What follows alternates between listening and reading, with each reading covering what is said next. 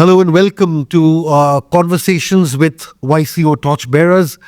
We have with us Steve Munkley, the Governor of the Craft Guild of Chefs and also its Vice President. Steve doesn't need no introduction, but he's a culinary legend and a senior judge with the YCO. Welcome, Steve. Thank you. It's great to be here. Thank you, Steve. Steve, of course, has worn many hats, as it were. He was the executive chef of the Royal Garden Hotel for a very, very long time, but still remains its consultant. And Steve happens to be somebody who's been watching the YCO very closely for the last 4 years or so. Steve, if we could begin by discussing the sheer talent that's available on display year after year, and how the YCO has evolved over time talent-wise. Okay, well, the first thing I'm going to say is in no other country would you be able to run a competition like this. With the support of the IIHM, it is just an amazing competition that encompasses everything about young people. Right. Having the ability to bring 60 countries to India and let this young people showcase their talent is just unprecedented. Nobody else could do this. So hats off to the college here and Dr. Bose and the foundation for being able to achieve it. Now, the great thing over the period that I've been involved with in it, it never stands still. We are constantly looking at how we can improve the competition and how we can help these young people actually showcase what they can and can't do. And we really have seen this year, again, a lift in the quality of what's out there. I mean, I'm just halfway through judging the Dr. Bose challenge, and I've had 7 dishes and every single one of them have been full of flavor and full of excitement in what they're doing. Sure. So I'm privileged to be here. I'm privileged to be involved because I think it's such an amazing competition. Also, the other interesting thing that you obviously would have noticed is that it is, at the root of it, it's a student-run competition in the sense that, of course, there are the senior people who run it and plan it, but I think the foot soldiers who are the IIHM students, they not only learn a lot, but they contribute so much to the organization of the YCO, as buddies and so many other roles, learning, conducting programs, and so on and so forth. And the interesting part here is that this activity of theirs is very much a part of the curriculum. It's not that they're taking time off, but organizing the YCO is an intrinsic part of what they do as students, as a learning process. And that itself tells a lot about the practical aspect of their training. So don't you think the YCO also plays a large part in training students to be better organizers and managers as well?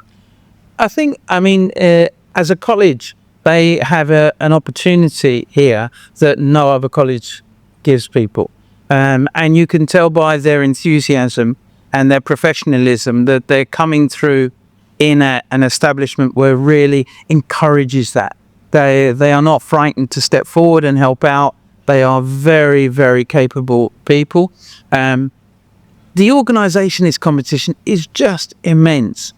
Okay, it's like in any organisation, you have the people at the top that make the decisions, but it's the team behind them that make it happen. And that's where the students of IIHM actually come into their own, because nothing is too much problem. You never get a no answer, and sometimes you get too many yeses because they say yes before they found out whether we can do it. But that's the real positive nature of the students here at the college that makes it so much fun to be working with them.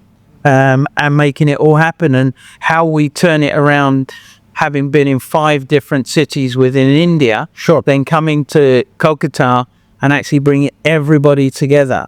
It's just a beast, and it's working really well. Sure. And secondly, how does all this help in their future careers as students, as in future careers as chefs or managers or front office people, what have you? But how does this, act as a stepping board for their future careers as in the hospitality industry. You've got two different sets of students here. You've got the students that have come over and are competing. Sure. Now, you've got to realise that they are representing their country. That is such an accolade for them. And they are here trying to perform at their highest level and cook to their highest degree. And then, as you say, you've got all the students here in IIHM Yes. that are supporting them.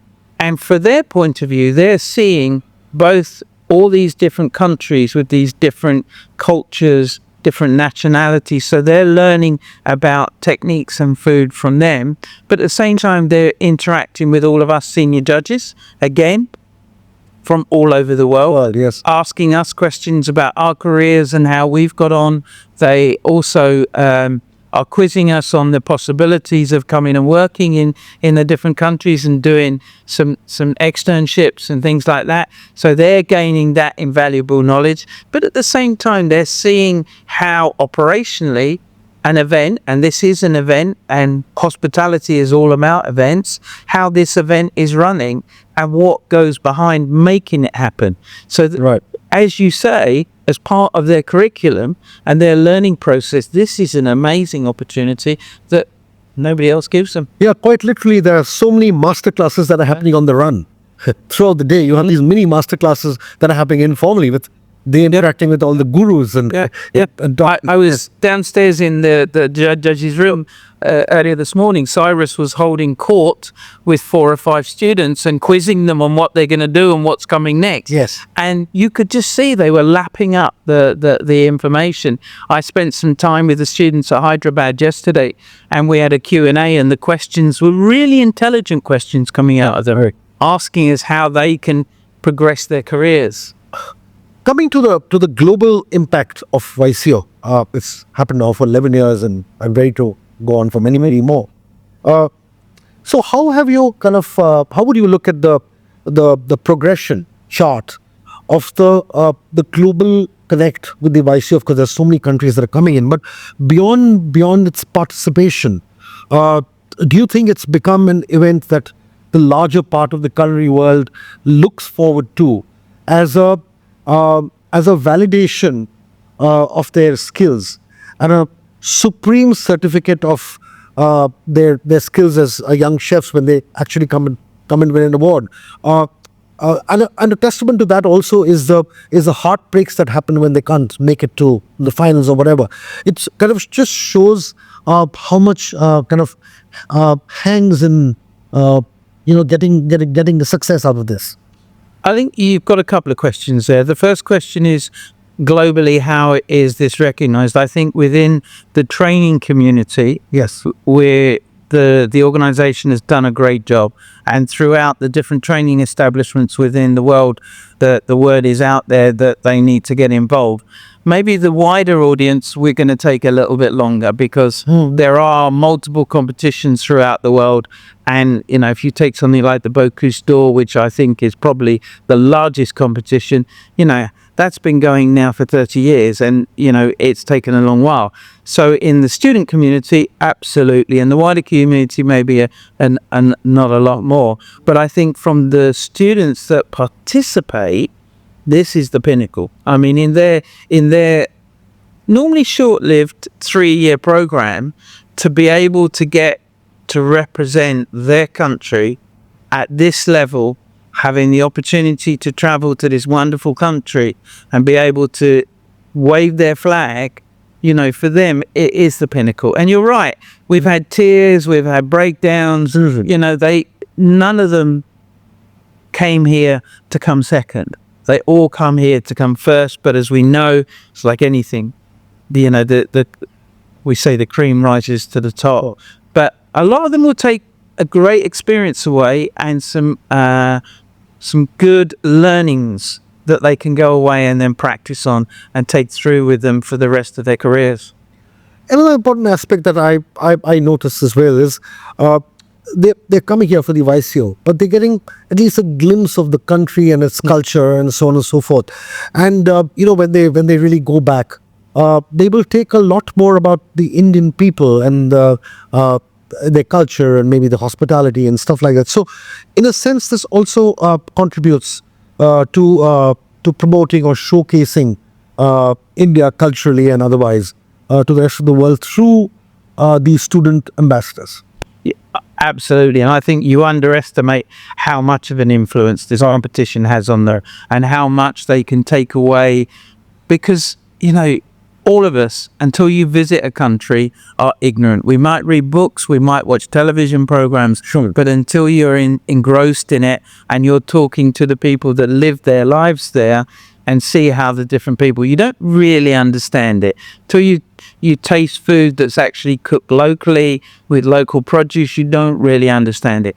For some of these students, and the young lady from Ethiopia has never been anywhere further than about 50 miles outside her village. Right. And for her, this is just a mind-blowing experience.